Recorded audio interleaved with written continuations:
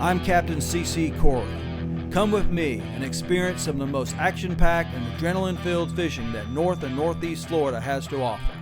We fish for everything from huge bass in freshwater to monster tarpon in saltwater, and everything in between. If you like seeing awesome jumps,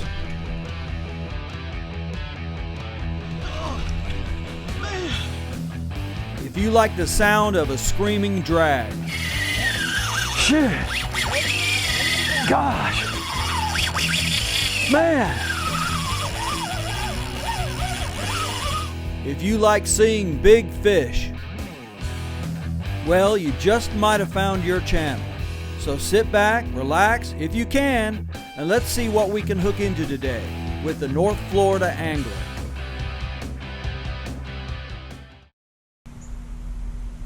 Hey guys, C.C.Corey here, North Florida Angler.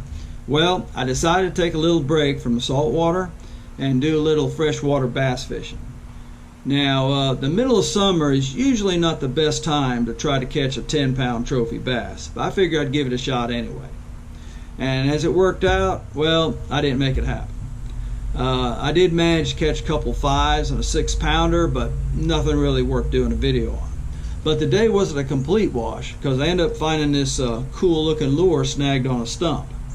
Now, I've never seen a lure quite like this before, so I took it to one of my fishing buddies that does a lot of bass tournaments. He keeps up with all these newfangled nippidities and whatnot, and I showed it to him. And he said, "CC, this lure is called a Whopper Plopper. It's a real popular lure now, and it's supposed to be great for big bass." Well, when he told me that, I got all excited, because you know I'm all about this big bass. Check this thing out, guys. It's got a very realistic paint job. You can see the little scales painted in there. It's got the little black spot there in the gills. I think it's trying to imitate like a shad, but that's a pretty neat deal right there.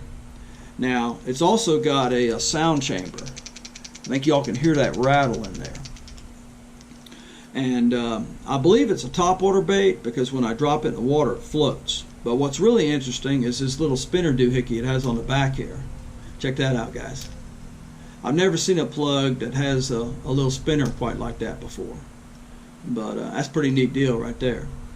But what I think you do is you cast this plug out and you twitch it on the top, and I think this little spinner churns up the water and it makes it look like a wounded shad or something. But that's what I think it does. Now, you can tell this lure has been sitting in the water for a while because it's all dirty and dingy looking, but I think I can get a damp cloth and some warm water and soap and I can clean this thing up. Now, I've also noticed it's scratched up pretty bad on the side here, and I think y'all can see those scratches where it's marked up. Now, I don't think those marks were made by fish. More than likely, I think these marks were made by the previous owner casting this lure and banging it up against logs and stumps and whatnot. And of course, that's how I found it snagged on a stump. But I don't think those scratches were made by fish. But I think I can get some fine sandpaper and I can sand that down, and I can get some light colored paint and cover that up. Now, it's not going to look perfect, but hey, who really cares of a lure like this? Also, I've noticed the hooks on this plug are rusted up pretty bad. But I see they're attached with split rings, so it shouldn't be any problem to replace these hooks. And put on some new split rings and some new Gamakatsu trebles. And shoot, guys, I think this plug will be ready to go. Yep. I am so excited about this lure. I can't wait to hang this thing up in the garage with the rest of the lures I found while I've been out shiner fishing for big bass.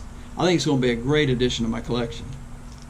Alright guys, that's my tackle tip for this episode on the Whopper Plopper, a great lure for big bass. I hope you all learned a lot from this video, and don't forget to subscribe to the North Florida Angler. Until next time, tight lines, good fishing. We'll see you out in the water.